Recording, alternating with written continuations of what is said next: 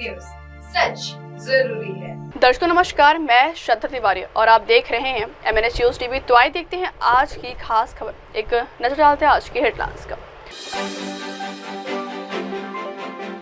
बाजार गिरने पर राहुल ने साधा निशाना। उमर अब्दुल्ला ने मंत्री रिजिजू को घुमाया पार्क। नौकरी गंवाने वाले टीचर्स से मिली ममता बनर्जी। तो आइए देखते हैं खबरें विस्तार से।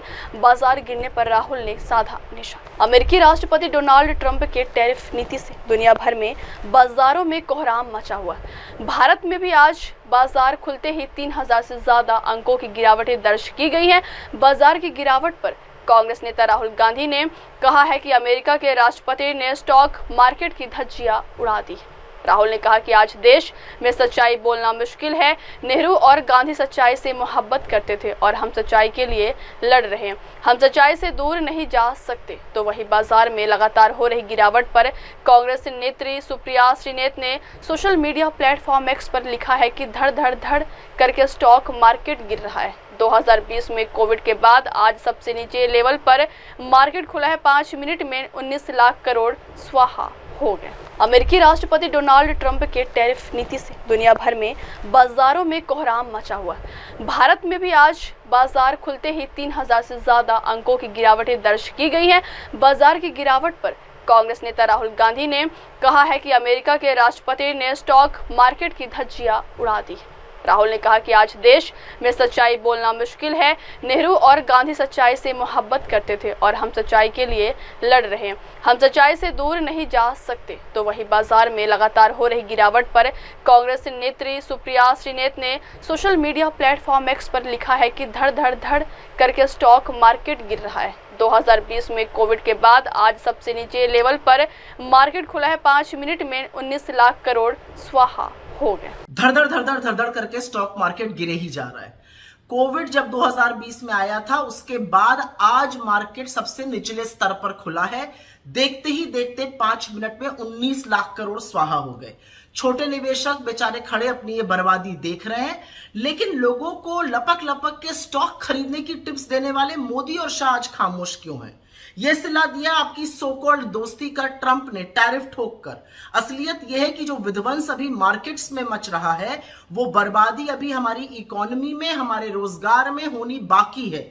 हमारी कंपनियों में ये तबाही मचनी बाकी है। लेकिन मोदी जी हमेशा की तरह मूक दर्शक बने रहेंगे। ये अलग बात है कि उस टैरिफ के खिलाफ बाकी देशों ने, चाहे वो EU हो, चाहे वो चीन हो, चाहे वो जापान हो, चाहे वो कनाडा हो, ब्रिटेन हो, स्पेन हो, ब्राजील हो, सब लोगों ने, ऑस्ट्रेलिया हो, सब लोगों ने इसका प्रतिकार किया, विरोध किया। लेकिन एक चू सुनाई नहीं दी है नरेंद्र मोदी या पीयूष गोयल के मुंह से। ये इनका इकोनॉमी को चलाने का तरीका है। खैर, अभी तो मार्केट की बर्बादी हो रही है। धड़ धड़ धड़ धड़ करके मार्केट गिर रहा है, रुकने का, थमने का नाम नहीं ले रहा है। जो स्टॉक खरीदने की टिप्स दे रहे थे वो भी आए, जरा थोड़ा ज्ञान दें। आज अमेरिका के राष्ट्रपति ने स्टॉक मार्केट की धज्जियां उड़ा दी हैं, देखा होगा।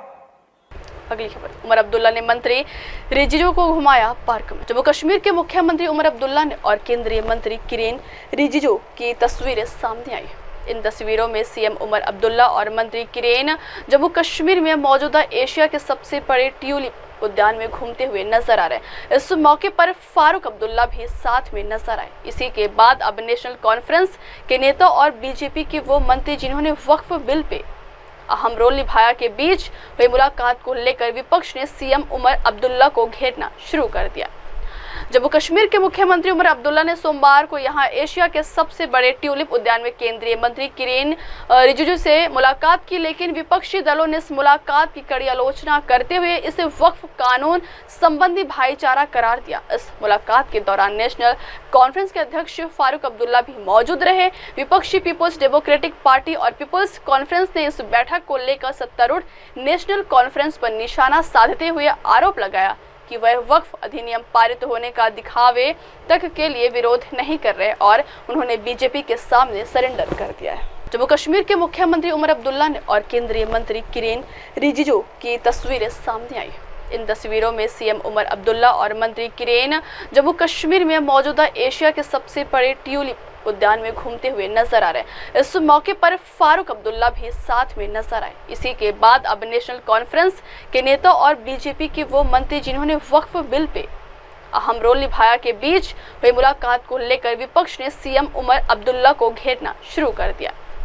जम्मू कश्मीर के मुख्यमंत्री उमर अब्दुल्ला ने सोमवार को यहां एशिया के सबसे बड़े ट्यूलिप उद्यान में केंद्रीय मंत्री किरेन रिजिजू से मुलाकात की, लेकिन विपक्षी दलों ने इस मुलाकात की कड़ी आलोचना करते हुए इसे वक्फ कानून संबंधी भाईचारा करार दिया। इस मुलाकात के दौरान नेशनल कॉन्फ्रेंस के अध्यक्ष फारूक अब्दुल्ला भी मौजूद रहे। विपक्षी पीपुल्स डेमोक्रेटिक पार्टी और पीपुल्स कॉन्फ्रेंस ने इस बैठक को लेकर सत्तारूढ़ नेशनल कॉन्फ्रेंस पर निशाना साधते हुए आरोप लगाया कि वह वक्फ अधिनियम पारित होने का दिखावे तक के लिए विरोध नहीं कर रहे और उन्होंने बीजेपी के सामने सरेंडर कर दिया है। Displayed 72 varieties of tulip songs. This year हमने 72 varieties. So basically the soil preparation में सर हमारा जो sheep manure है, vermicompost. Sir, this is mostly organic, sir. There is no chemical in this, sir. This is all organic. This year we also tried this trichoderma to combat the soil function. In fact, sir, ये जो trees दिख रहे हैं, sir, little earlier in the season, sir, these ones. Sir, this is also a flowering ornament or flowering plum, sir. Such beautiful blossoms, sir. Pink color के blossoms होते हैं इसके. इसका कब होता है? Sir, हो गए अभी खत्म हुआ है, sir. अभी हो गए. बस ये देखिए, sir, हो गए. Sir, this is the pink color blossoms. इसका बड़ा खूबसूरत sir. And for rest of the year, sir, it is used as foliage. This foliage is also very pretty when the sun shines on it. तो थोड़ा सा translucent होता है sir, ये पतला होता है। हाँ सर, पतला होता है। अगली खबर, नौकरी गंवाने वाले टीचर्स से मिली ममता बनर्जी। पश्चिम बंगाल की मुख्यमंत्री ममता बनर्जी ने सोमवार को कोलकाता के नेताजी इंडोर स्टेडियम में टीचर्स के एक सेक्शन से मुलाकात की। दरअसल सुप्रीम कोर्ट ने 2016 पश्चिम बंगाल स्कूल सेवा आयोग भर्ती के जरिए से की गई 25,752 स्कूल में टीचर्स की नौकरियों को रद्द किया।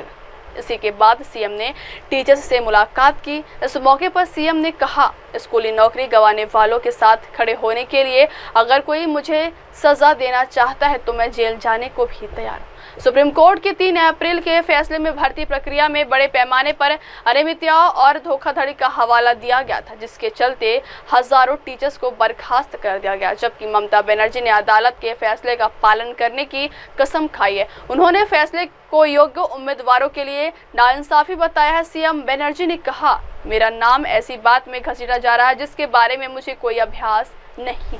पश्चिम बंगाल की मुख्यमंत्री ममता बनर्जी ने सोमवार को कोलकाता के नेताजी इंडोर स्टेडियम में टीचर्स के एक सेक्शन से मुलाकात की। दरअसल सुप्रीम कोर्ट ने 2016 पश्चिम बंगाल स्कूल सेवा आयोग भर्ती के जरिए से की गई 25,752 स्कूल में टीचर्स की नौकरियों को रद्द किया। इसी के बाद सीएम ने टीचर्स से मुलाकात की। इस मौके पर सीएम ने कहा, स्कूली नौकरी गंवाने वालों के साथ खड़े होने के लिए अगर कोई मुझे सजा देना चाहता है तो मैं जेल जाने को भी तैयार हूं। सुप्रीम कोर्ट के 3 अप्रैल के फैसले में भर्ती प्रक्रिया में बड़े पैमाने पर अनियमितता और धोखाधड़ी का हवाला दिया गया था, जिसके चलते हजारों टीचर्स को बर्खास्त कर दिया गया। जबकि ममता बनर्जी ने अदालत के फैसले का पालन करने की कसम खाई है। उन्होंने फैसले को योग्य उम्मीदवारों के लिए नाइंसाफी बताया है। सीएम बनर्जी ने कहा, मेरा नाम ऐसी बात में घसीटा जा रहा है जिसके बारे में मुझे कोई अभ्यास नहीं। শিক্ষা ব্যবস্থাকে ভেঙে পড়ার জন্য, ভেঙে ফেলে দেওয়ার জন্য, শিক্ষা ব্যবস্থাকে ভেঙে ফেলার জন্য একটা চক্রান্ত চলছে, একটা পরিকল্পনা চলছে।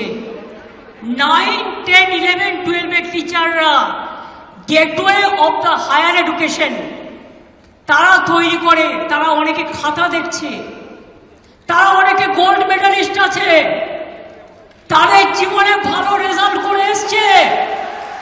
সবাইকে চোর বলে দিচ্ছেন, সবাইকে অযোগ্য বলে দিচ্ছেন।